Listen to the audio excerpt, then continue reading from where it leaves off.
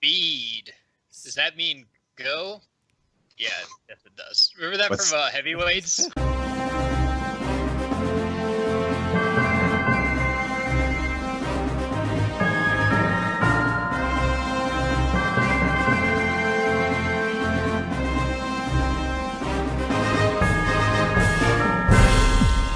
poison for Cusco, the poison chosen especially to kill Cusco, Cusco's poison. That poison? Welcome in to the Bro 4 Squad podcast, where we are just a bunch of bros drinking beer and talking movies. This is episode 68. Thank you guys so much for checking us out. I am your host, Jeff Hornacek. We have a very special episode in store today. With the start of NCAA's March Madness, we have our own little tournament going on. But before we get to that, let's go around and meet the fellow bros. As always, we go first into the lab to the mad scientist, Brian Banner. Brian, 20th Century Fox was finally officially purchased by Disney yesterday, so I have to ask, do you think Mickey Mouse has already burned every hard copy of X-Men 3: The Last Stand?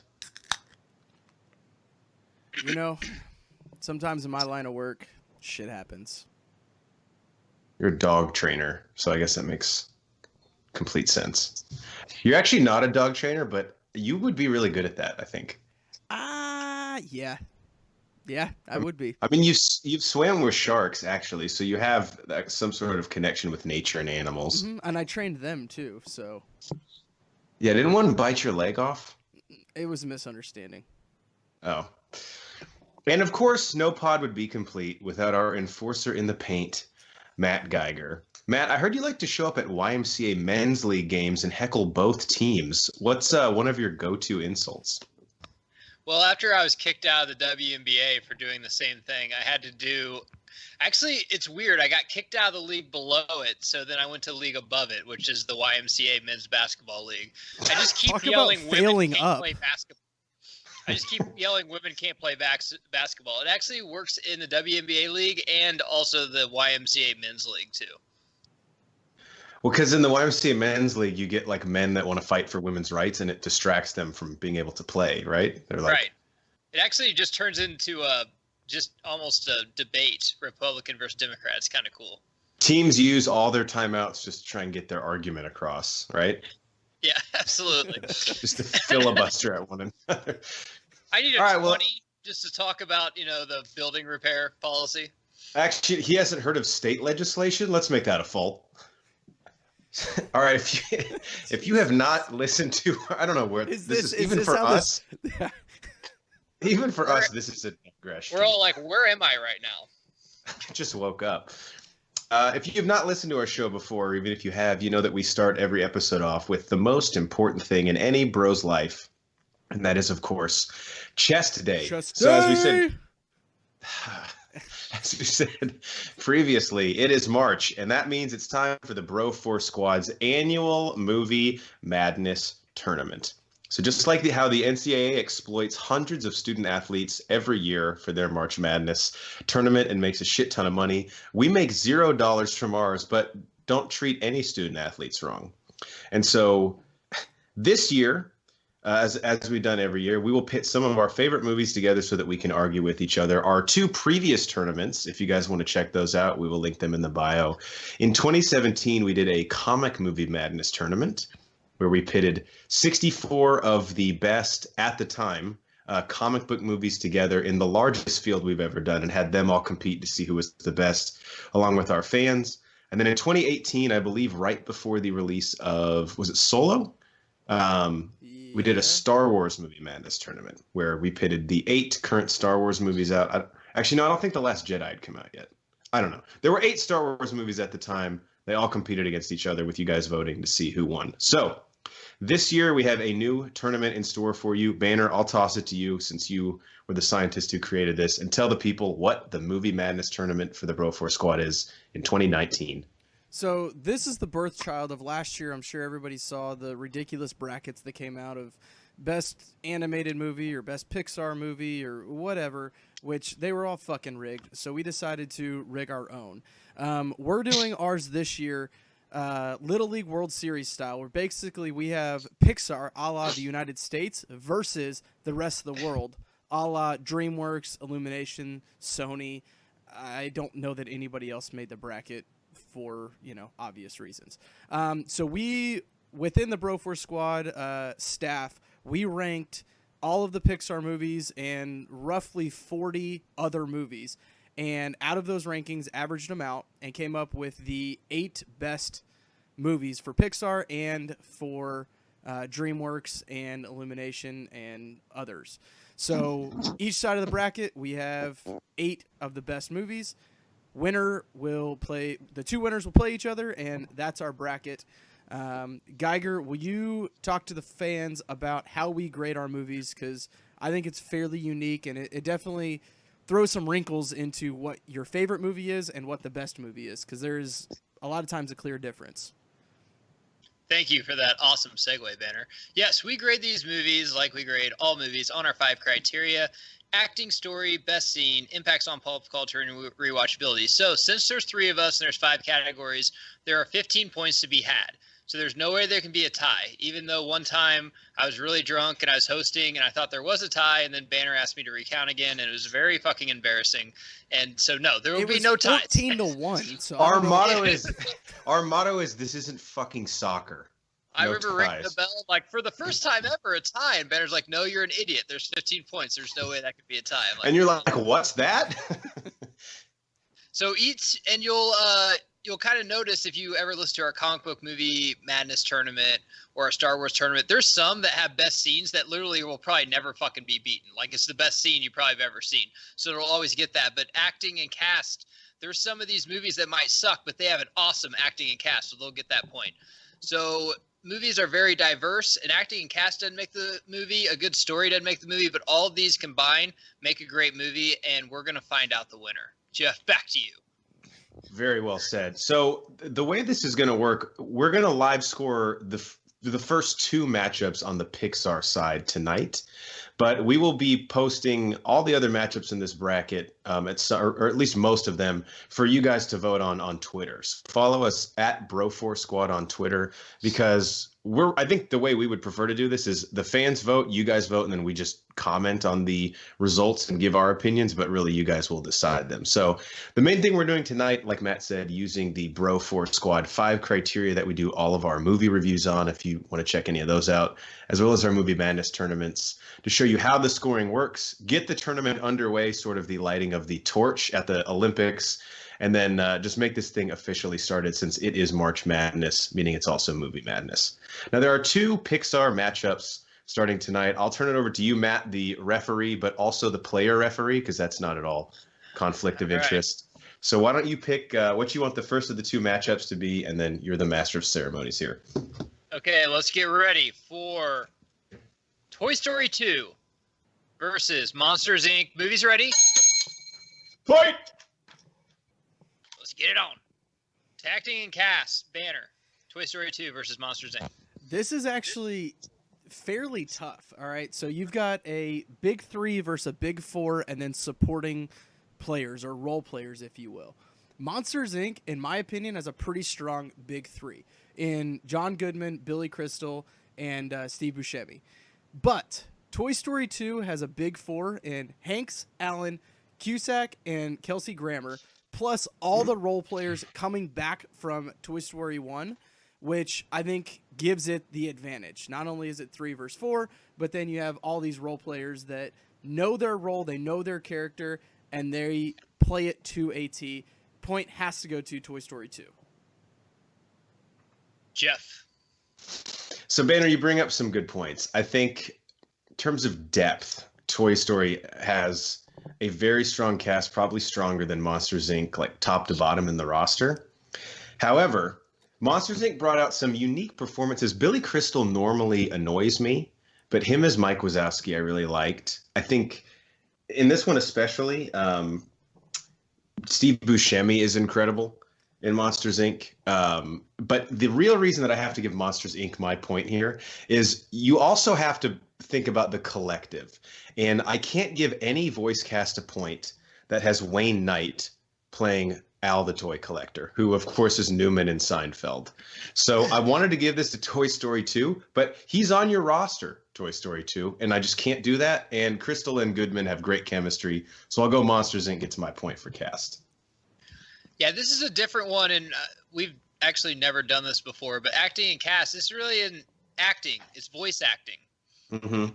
And in my opinion, Goodman and Crystal are way better voice actors than Hanks and Alan. And on top of that, Hanks and Alan, I mean, they're the top two billed in this movie. I think they digress from the first Toy Story. I did not like Woody's. I like that they did Woody's backstory. I didn't like the backstory, however, though. And I don't think Tim Allen was as strong as he was in the first one. So, but Goodman and Crystal came on fucking strong in Monsters, Inc. And whenever you hear those voices, you know exactly what actors those are. And that is kind of a lower Pixar movie, unlike Toy Story. So I'm going to go Monsters, Inc. Monsters, Inc. up 2-1 going into story. Banner. All right. So, again, this one is pretty tough for me. You guys know I have a huge hard-on for Toy Story 2. It's a little bit – the idea of the fact that, hey, we're going on a backstory and we're learning – we're diving into what happens to humans when they move on from playing with toys and they start having friends and going on dates and all of this stuff. Which is a little What's bit that heavier. like? Yeah, I don't know. It supposedly, I'm pretty sure this is a documentary, which automatically knocks it down. But the idea of Monsters, Inc., where monsters aren't bad, we just think they're bad. They're just trying to get their nut and make a living too and live a happy life, get laid just like the rest of us. And the fact that their survival is us being scared, I think that is absolutely brilliant. So I have to go with Monsters, Inc. in this scenario because the story itself is pretty self-contained. It's pretty easy. And they built this world immediately off the bat, whereas Toy Story 2, being a sequel, it hurts it in this situation. 3-1 Monsters, Inc., Jeff. So I have to agree with Boehner here for the sole point of he just said monsters are trying to get their nut, which must have been a deleted scene where they were all trying to get laid. But yeah, I mean, Monsters, Inc. Basically has what I think all great kids movie have, and that's a great and creative way to play on something that kids go through and make it less scary or more relatable for children, which is obviously their fear of like, there's a fucking monster under my bed. And I just thought it was so creative what they did with this. With Toy Story 2, I really do enjoy the story. I think this one did a great job of getting the emotional context of like, how do the toys feel?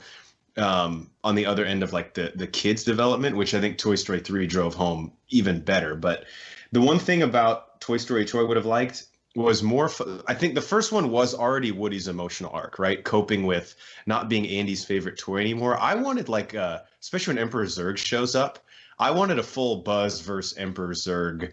Like maybe he has flashbacks and thinks he's Buzz Lightyear again. That whole Al's Toy Barn thing, I wanted them to go that way. The Roundup Gang was good. But Monsters, Inc. story I thought was great, so I'll go Monsters, Inc. Gets my point here. I'm going to go Toy Story 2.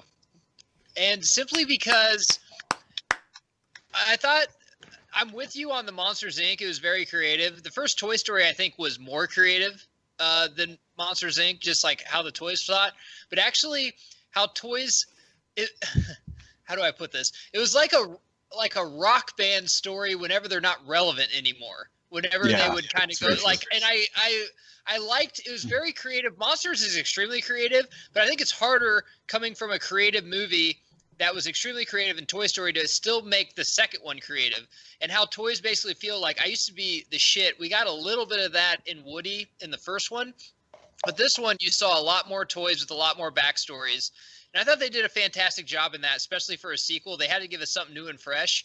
And it was a little, I don't want to say depressing, but a little more down than the first one. But I actually kind of dug it. And, you know, we'll get to rewatchability later, but I watched it a couple times just because of that. So 4-2, Monsters, Inc. Real quick before we move on, Geiger, I just want to tell the fans out there, Monsters, Inc. was a 7 seed on the Pixar side. Toy Story 2, the number 2 seed.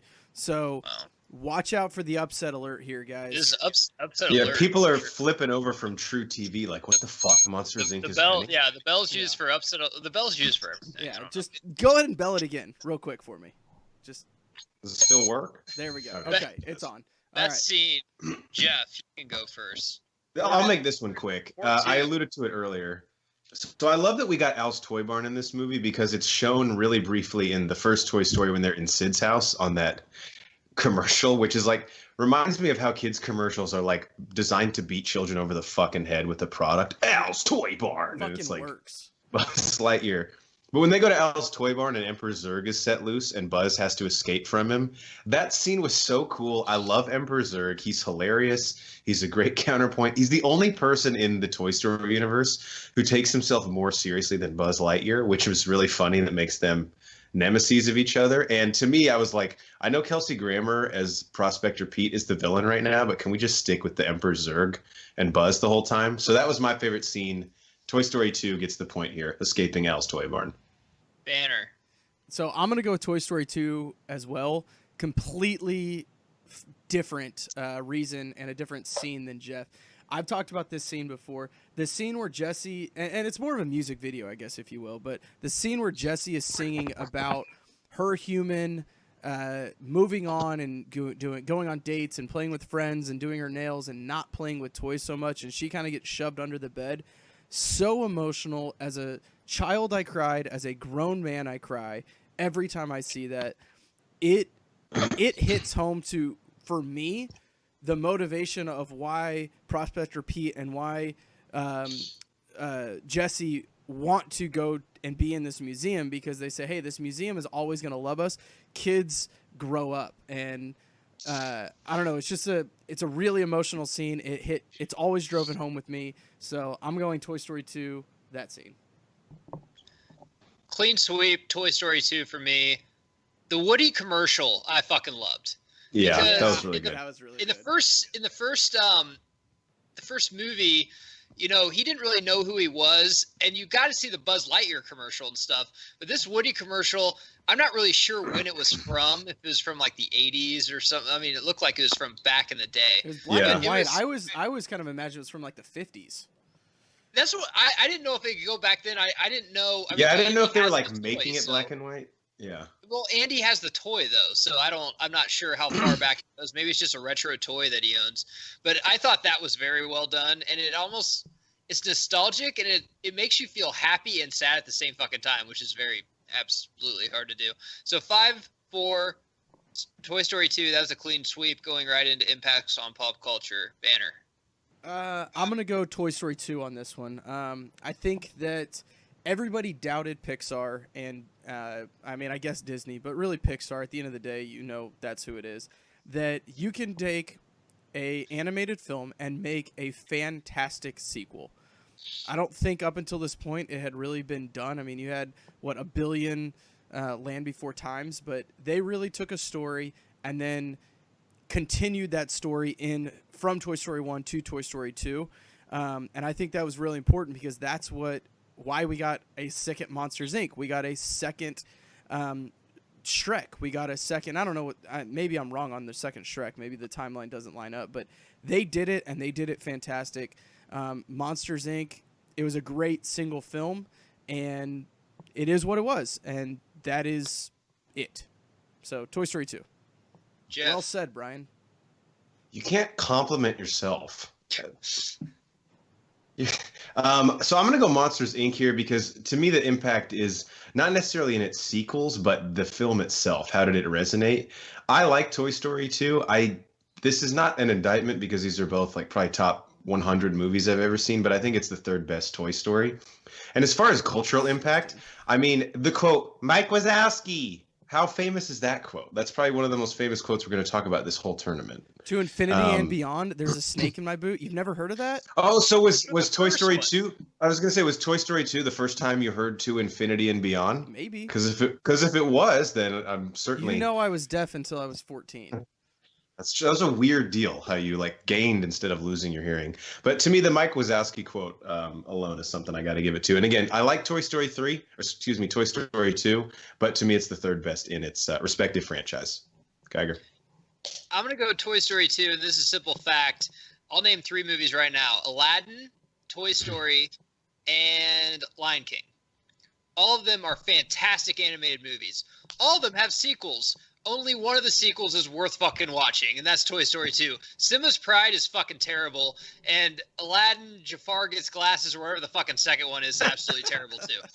And on top of that, Toy Story 3 is good, and I have my hopes up for Toy Story 4. So you didn't think that'd be that hard to do on an animated, because you don't have to get the you don't have to get the actors back. You just have to get the voice actors back. I mean, whoever draws Simba can make him look the same as they did in 95 and 2005, but Disney has proved that it's actually a tough feat. So it's very impressive that Toy Story 2 is actually just fucking watchable, and it actually is kind of a good movie. So 7-5, Toy Story 2 going into our last one. Very close, gentlemen. Rewatchability. Jeff. So I'm going to make this close because I'm going to go with Monsters, Inc. for this one. Couple reasons.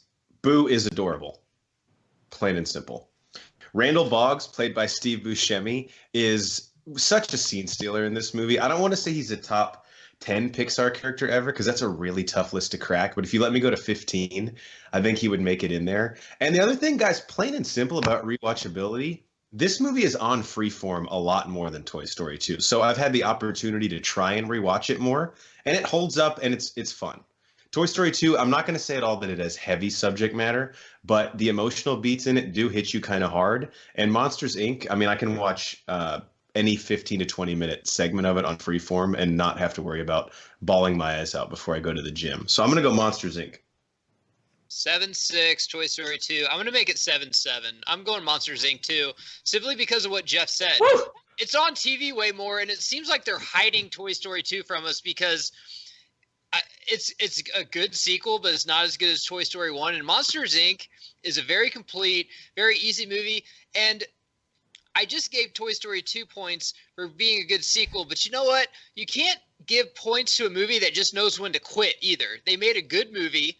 There's nothing wrong with it. The acting was great. The story was great. It was very, creative. And I've just rewatched this way more than Toy Story 2. I just have. So, Banner, it's 7-7. What are you going to do? I fucking hate you. Because we never know what order you're going to go in, and you're going to make me break this tie. And people at home, we really don't know how each other scored these. Oh, we literally scored this 5 minutes before we went on air. I scored it live. I literally scored it. I didn't even know how I fucking scored it. All right, so let's do it live. Fuck it, we'll do it live.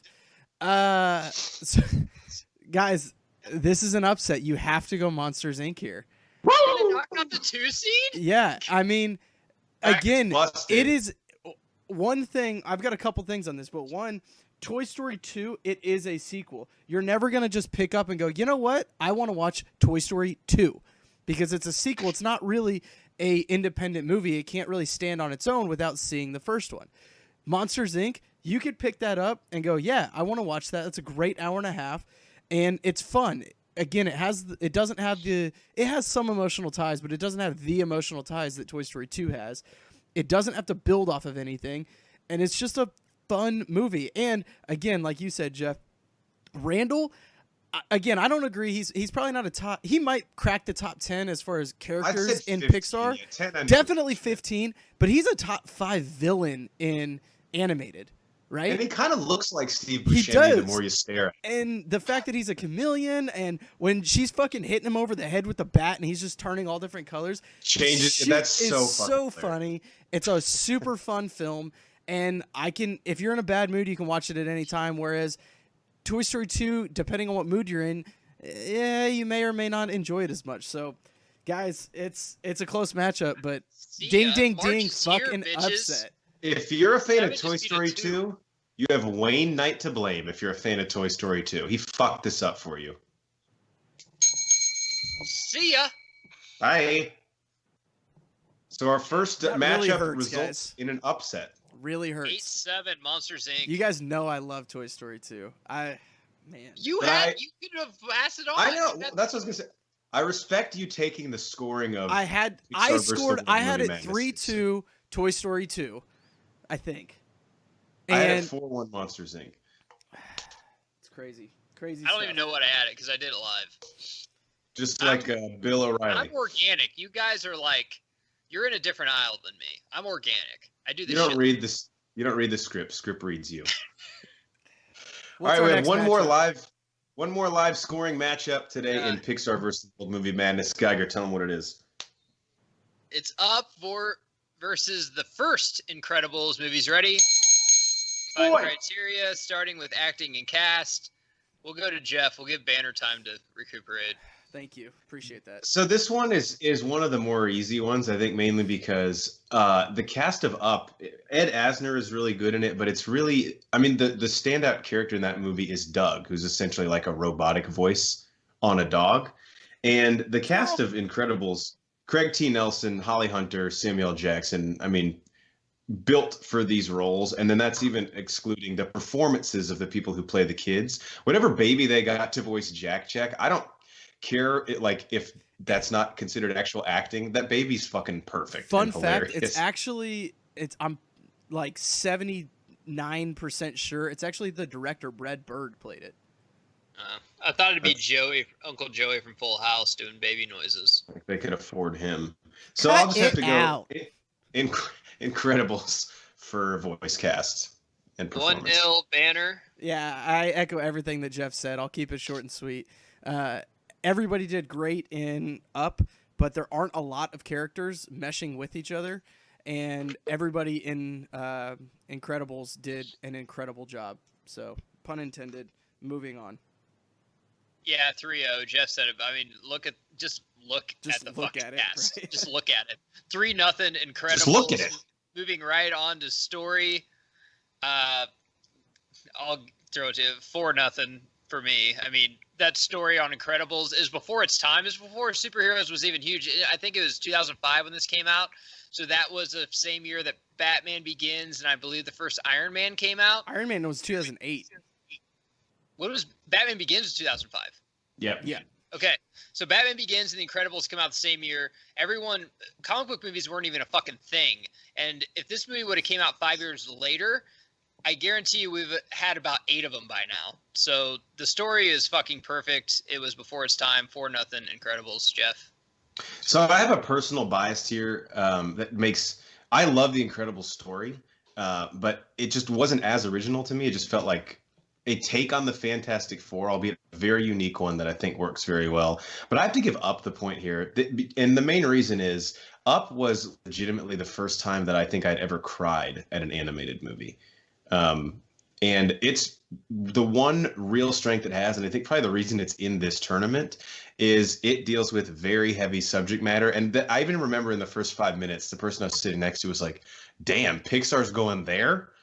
And I really respected that. I don't know if it works out as much in the long run, like when you go back and rewatch it, but I just thought the story of Up was so ballsy in what it did. I think it went over a lot of kids' heads. That's why it's not as revered as a lot of other Pixar movies. But if there's anything I can give Up credit for in this matchup, for sure, it's got to be its story. Banner? So I'm going to start this by saying Incredibles was my number one movie when we just straight up, like, what's your favorite movie? And we ranked these Pixar movies. Incredibles was my number one movie. With that being said, yeah, I mean, it's a different twist on a Fantastic Four or some sort of small ensemble group of superheroes. It worked. I think it was great. I loved everything about it. But like Jeff said, Up went somewhere that nobody thought they would go. Up went somewhere, and again, the idea of, and the first, 10 minutes of it, super heavy subject matter, and I didn't see it with a child, but I can only imagine now that I have one, watching this with my 4 or 5 year old and trying to go, oh shit, how am I going to explain this to my kid? Because this is not what I signed up for when I thought of a flying house with a bunch of fucking balloons. Then you get into, and you have Kevin, he's super light, you have Doug, Squirrel, all of that stuff, and going into this adventure, it all works perfectly. And I don't think Incredibles, honestly, I'm not sure that there are many movies in this tournament that's going to be able to beat that as far as stories straight up, line for line. Up may not move on, but it's not because of story. The story is super strong. I got to go Up. 4-2 Incredibles. Moving on to best scene, Jeff. So I think this one is another really tough one for me. It's so early in the movie that I almost hesitated to do it, but again, I have to go with the opening montage and Up, setting up Carl's arc. I legitimately cried in the theater. Am I a soft ass bitch? Yes, I am. But they tugged on the right heartstrings and it worked. But I was really like, even before the pod, I was going back and forth because it's like iconic imagery to me. The scene in The Incredibles where Dash and Violet are storming Syndrome's volcano lair, and they're like kind of realizing their powers. To me, that was such a fucking blast, and I really fell in love with their family at that point. But the opening scene of Up had me in stitches. I actually think it kind of ruins the rest of the movie for me because I'm like, I just cried in a fucking Pixar movie. What the hell's wrong with me? And I was in my own head more than I should have been, but I have to go opening scene and Up. It just, the emotional impact it had on me, I'm almost embarrassed to say on the pod. In fact, edit all this out. Yeah, I'll totally do that. 4-3 Incredibles banner. Okay. Are you going to save this movie that you love so much? Or? Geiger, I have a question for you. What do we always say about the opening scene of a movie? It doesn't have to be the best scene, but it has to, hold on, I got it, set a tone. Boom. Ding. So, in light of that, 2 movies that have fantastic opening scenes. Jeff just talked about Up. I'm going to talk about The Incredibles. They have a old newsreel footage, if you will, of superheroes and what they do, and then the downfall of superheroes. Honestly, it reminds me a lot of Watchmen, right? When with the Bob Dylan song. Yeah. The Incredibles sets a tone, and they say this is how we get to where we are at the beginning of the movie. Do it very quick, and they show how Mr. Incredible and Elastigirl get married and say, "Hey, we're a team now, and we're meshing up." They set the tone. They set the stage for the rest of the movie. You have to respect that. You have to go Incredibles opening scene, and it doesn't make you cry, so there has that going for it. There's something in my eye. Is Incredibles also? I almost said Incredibles 2, but that's not correct. Incredibles also, because we're doing the first one. So 6-3 Incredibles, and it's when damn it, Banner, what's the lady's name that makes the fucking Edna like shows the mom all the suits, and she's like freaking out. She's like, "Oh, don't worry, they're flame resistant and all this shit," because she has no clue that her husband's back being superhero. I laughed my ass off when I saw that. I wish this movie was going up against another movie that had a better cast than Up, because we didn't get to talk about Edna near enough.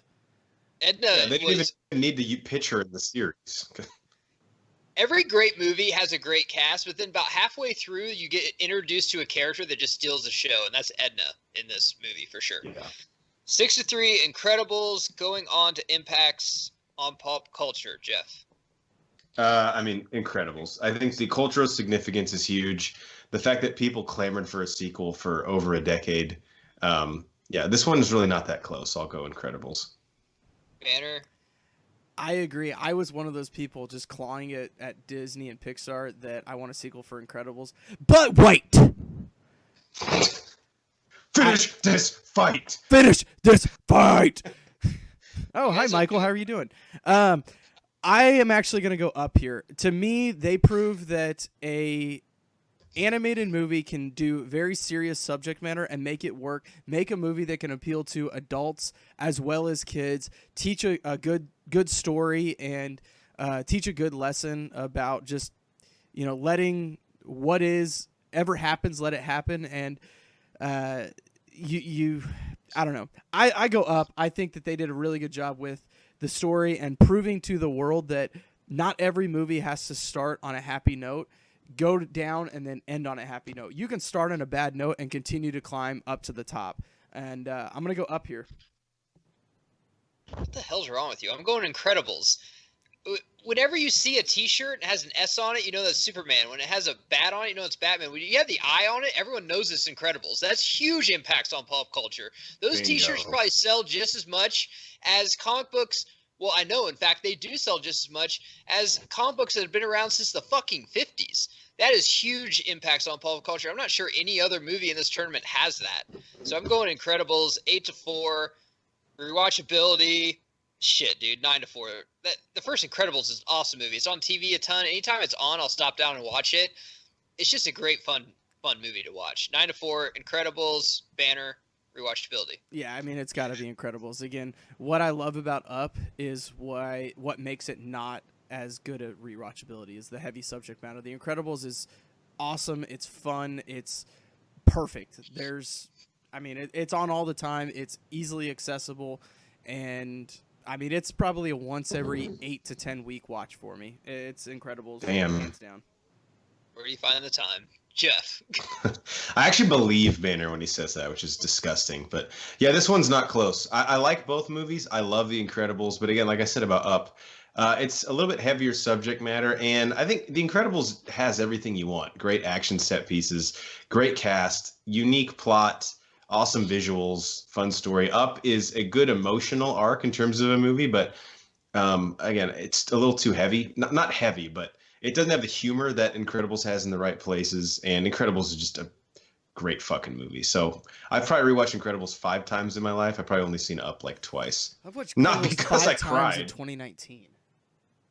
It's March. All right, there you have it, guys. Monsters Inc., a 7 seed, beats Toy Story 8-7. Incredibles. Toy Story 2. Sorry, Check Banner. yourself. Incredibles 1 destroys Up 11-4. Guys, we will link all these movies below so you can buy them and watch them if you haven't seen them. And also, fuck it, we'll link the Incredibles t-shirt also below so you can get ass and drive Range Rovers just like us. You should want that, Brandon. All right, back to you, Jeff. Very interesting. I think for Up, their coach is definitely going to get a better job next year just for making the tournament, but it's not, He had a good showing. I mean, he just doesn't have the horses. Fuck, he's playing the Incredible. But he's going to tell the kids in the locker room, I'm going to die at this school in the second. Don't worry, boys. I'm not going anywhere. What's that? They need a coach? I don't know. I mean, they'll entertain an interview. But then the second How to Train Your Dragon calls, he's shipping it out of there. All right. On to the next part of our show. Shrek 32 called. I'll see you guys later. When Shrek 32 calls, you answer. Brings us to the second part of our show, and that is our protein shake, where we go around and talk about what is in our cup, also known as what have we watched lately. I don't know about you guys. I have a very light protein shake this week. Geiger, why don't we go to you first? What have you watched since the last time we spoke to you on the podcast? So it's weird. I'll watch one movie and it'll just lead me to 3 other movies because I'll just think of them. I've been watching Saturday Night Live movies. Night at the Roxbury is a fucking fantastic movie. And it should be up there with, I'm not even kidding, man. It should be up there with like Ace Ventura 2. It should be up there with any like funny fucking 90s movie. So then I was thinking, what other, I don't think this is technically a Saturday Night Live movie, but Corky Romano, because I don't think he had played that character in Saturday Night Live. But if you've ever seen Corky Romano, that is Wayne's a fucking World fantastic is movie too. It's so Wayne's it's basically, World might be the best, right? I don't know, man. Night at the Roxbury's I think is better than the first one. Wayne's World's better than Night at the Roxbury. That's a bro v bro. That's a bro v bro. Yeah. That is a bro v bro. Wayne's World 2, not that good. The first Wayne's World though with Rob Lowe is a fantastic movie. That is really good because I think Chris Farley's even in that. I'm trying to think what other Saturday Night Live movies are. I mean, I've never seen MacGruber or anything like that. The Ladies' Man sucks. Yeah, Ladies' Man was good in Saturday Night Live, but if you're a club owner out there listening to this, how has no one made a club where the outside is the inside and the inside is the outside yet? Doesn't like, what the fuck is wrong with your mind? So like, what is wrong? That why you're waiting outside to get in. You feel like you're in the club. Yeah. Coming from people that have had to wait outside their whole life. I mean, I watched Triple Frontier. I couldn't be on that review, but we did do the reviews, so check that out. But yeah, I mean, that's pretty much it. Both of those. Corky Romano is a good watch if you've never seen it. It's basically like he's a dorky like veterinarian, but his whole family's in the mob, so he has to go with the FBI undercover to like get evidence for him. 2 scenes in that. So number one, Nate Thurmond loves the scene where he's on coke and he's speaking to the kids, and he goes, "I should buy a boat." You have a question? You do? You don't? You do? You don't? He does that shit to me all the time. And it's the most frustrating, funny thing he ever does. Another great scene in that is when his illiterate brother is trying to order the ice cream. Yeah. May I have chocolate, vanilla, and strawberry? Berg, actually. who He's ordering all these like complex flavors. Let me get the rum raisin. yeah, it's just like vanilla and strawberry, and that's it. So that's Peter Berg, actually, who's like producer of Ballers, and like he's a big. I mean, He does a lot of too. But isn't it weird, guys? Whenever you think of a movie like that, I literally haven't seen that movie in probably 15 years, and it's like when a song comes on Pandora, like, dude, I have not heard this song in 10 years, but God, it's fucking good. I'm gonna have to download it, and I'm like, why don't I watch this more often? It's actually a pretty good movie. Yeah. One thing I'll ask you, because this is something Banner and I both watched too, and since you didn't get to be on the review, what were your thoughts on Triple Frontier so the people listening can get them? Probably the best original Netflix movie I've ever seen. With our 5 criteria: acting, cast, story, best scene, just everything, dude. I mean, the acting cast, that acting and cast would, and Jeff, we were saying this off pod, the only thing that would get me to go to the movie theaters are all on Netflix this month. It's Highwaymen, it's The Dirt, the Motley Crue doc, and it's this movie. Highwaymen. Yeah, and it's all coming out in March. So Netflix is coming fucking hard. Now, I'm going to say it's the best Netflix movie I've ever seen. I think Highwaymen might beat it. Because Costner and Harrelson, dude, you just don't fuck with them. I don't know. I think that movie might be better than Triple Frontier. That's just what a world we live in. And Steven Spielberg again, or Steve, as I said on the Triple Frontier episode. I know you're listening, but if you think you're biting your tongue now, wait till fucking Highwaymen comes out. And then The Dirt, too. Like you said, this month is going to really embarrass his case that these are TV movies, especially when you see how heavy the subject matter is in Dirt, that Motley Crue film. And then Irishman, whenever the fuck that comes out. Yeah. Jesus. All right, Geiger, was that it? Did you have anything else? Yeah, I'm good. All right, Banner, how about you? We got a little lighter protein shake this week? A little bit lighter, yeah. So again, I watched Triple Frontier. To hear all my thoughts, we go in depth on that with Thurman and Hornacek. So check that out. It's dropped, right? As the time of recording. Yes, it is out on YouTube, so iTunes, dropped. Spotify. Check it out there. So moving right along, guys, I watched Bolt with my wife and the child. Yeah, John Travolta. Guys, the idea of this movie, I've watched it before, but it's just crazy. Basically, you have a method actor, but it's a dog. And he doesn't even realize that he's an actor. He thinks it's all real life. He thinks he's a superhero. And it's him going through and learning and realizing that he's an actual dog. The whole idea of it is just super fucking weird, but it all works. If you guys haven't checked it out, Swift is in that too, right? No, it's Miley Cyrus. What's the difference? Exactly. So, guys, it was from 2008. John Travolta again. I mean, we don't really hear of him as much anymore, but I thought he did a great job as Bolt, and then obviously Miley Cyrus is in it. And was she 18 in 2008? Can we say like? I'm not comfortable enough saying yes. So okay, never mind then. I'll leave that alone. Next, I also realized that. Oh, sorry, real quick.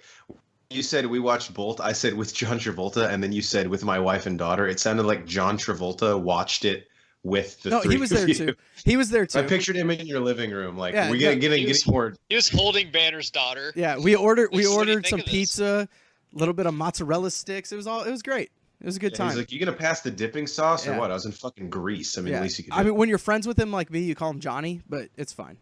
He doesn't like that unless you're really friends with him like me. Moving right along, guys, I realized that Endgame comes out like 43 days from now, more or less.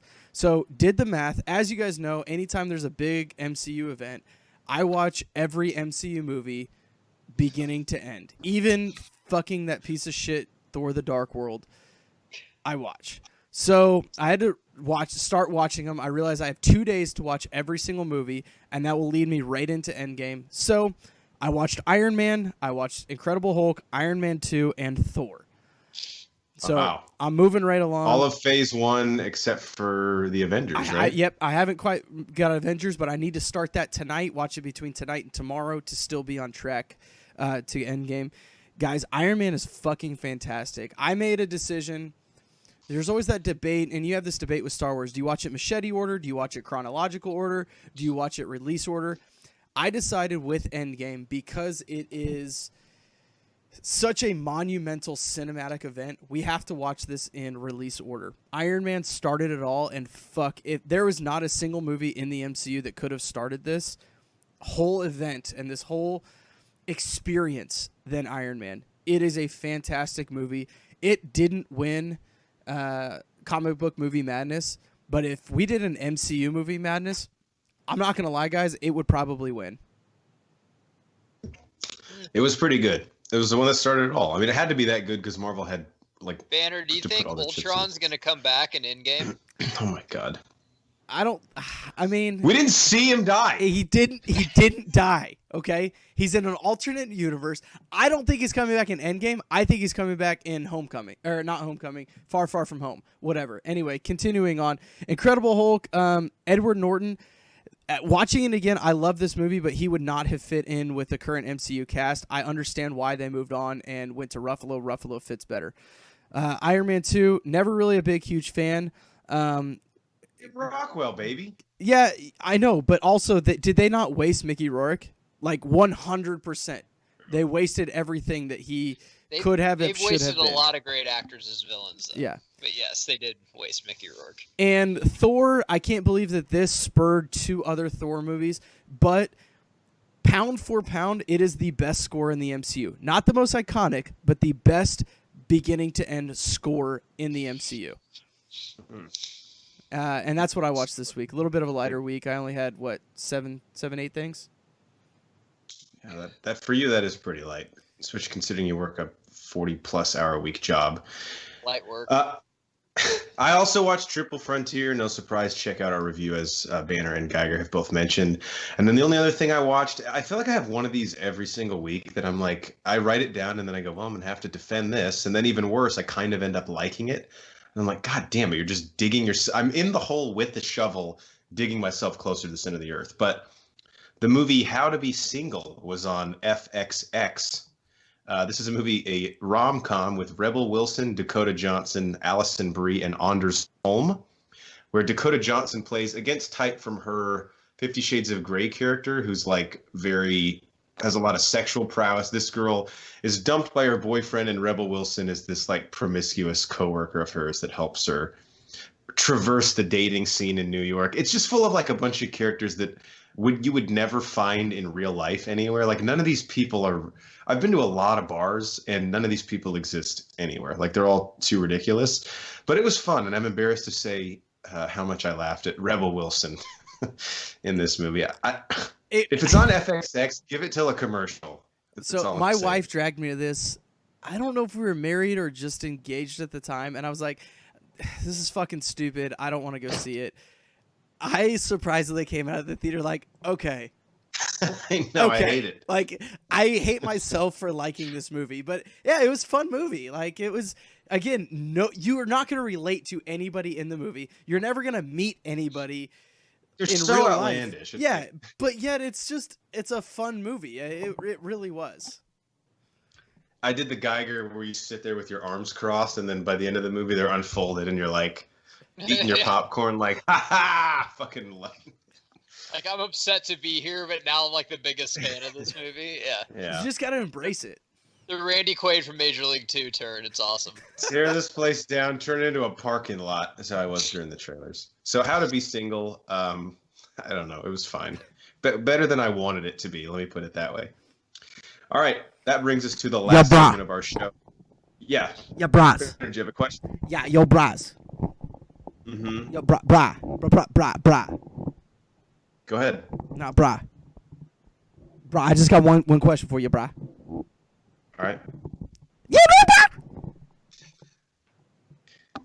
All right. Yeah, I believe Banner is trying to intro our final segment of the show, and that is, do you even lift brah? You are correct. Which is our question and answer segment where we dig up a question or questions from the internet that we liked, and we answer it on our show.